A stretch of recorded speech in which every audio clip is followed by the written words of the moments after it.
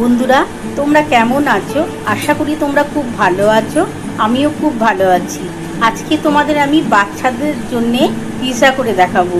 বাচ্চারা খুবই ভালোবাসে পিৎজা খেতে, আর বাইরে গিয়ে পিৎজা খেতে প্রচুরই পয়সা খরচ হয়। তার জন্যে আমি বাড়িতেই আজকে করে তোমাদের দেখাচ্ছি। আর এই পিৎজাটা আমি কিভাবে করছি তোমরা দেখতে থাকো।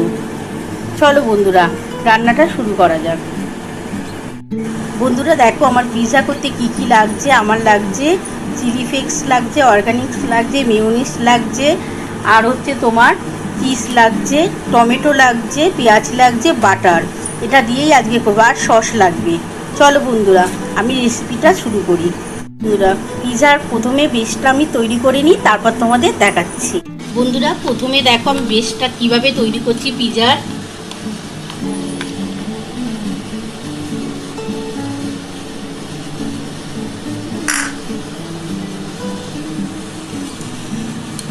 প্রথমে আমি সস দিয়ে দিলাম, টমেটোর সস সাথে এটা। এরপর আমি মেয়োনিজ দিচ্ছি। বন্ধুরা দেখো, এই যে আমি এটা কিন্তু 1.5 চামচের মতো দেব।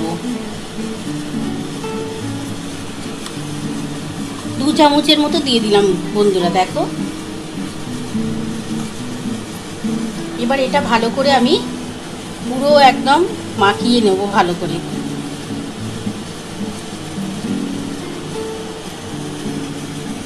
এটা ভালো করে মাখিয়ে নিয়ে তোমাদের তারপর দেখাচ্ছি।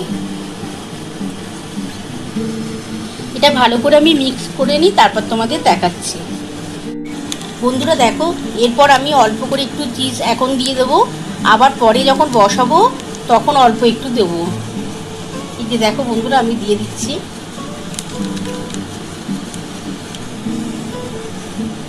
এটা একটু বেশি করে দিলে খেতে কিন্তু দারুণ লাগে বন্ধুরা।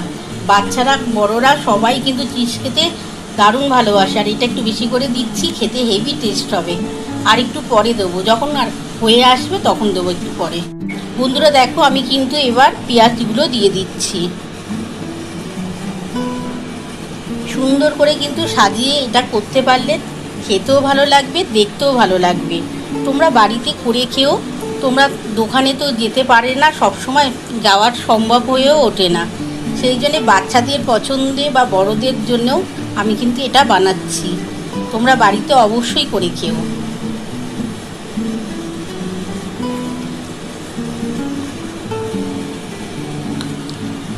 এরপর আমি টমেটোটা দিয়ে দিচ্ছি। তোমরা কিন্তু ক্যাপসিকামটা দিতে পারো। আমার